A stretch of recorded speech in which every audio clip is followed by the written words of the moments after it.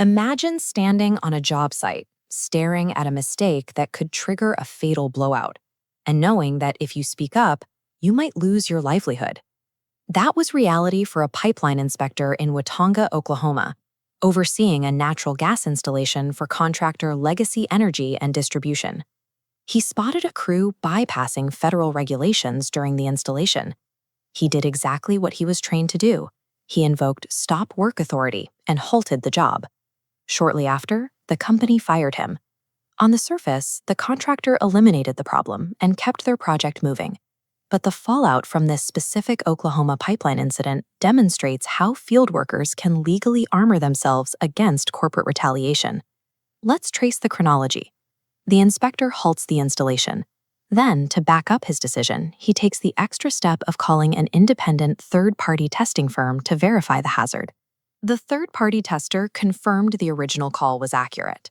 Legacy Energy even admitted the safety concerns were valid. Yet, the company terminated the inspector anyway. To justify termination, the company used two arguments. First, they punished the worker for bypassing the internal chain of command.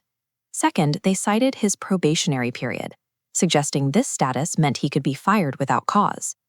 These arguments can convince new or vulnerable workers that they have no legal standing, which often leads to silence even when facing significant hazards. Those corporate arguments are addressed by the Pipeline Safety Improvement Act, or PSIA. This federal law overrides corporate handbooks. The worker only needs to show their safety report contributed to their firing. The burden then shifts. The employer must prove they would have fired the worker regardless of the report. This shift in the burden of proof is why federal whistleblower laws are a powerful tool for field workers. OSHA's Whistleblower Protection Program reviewed the Watonga case and ruled against Legacy Energy.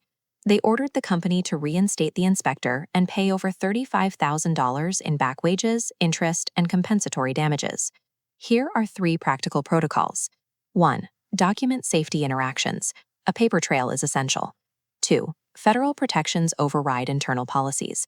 Employers cannot use probationary periods to punish you. 3. File your complaint with OSHA immediately. Statutory clocks tick the moment you face discipline.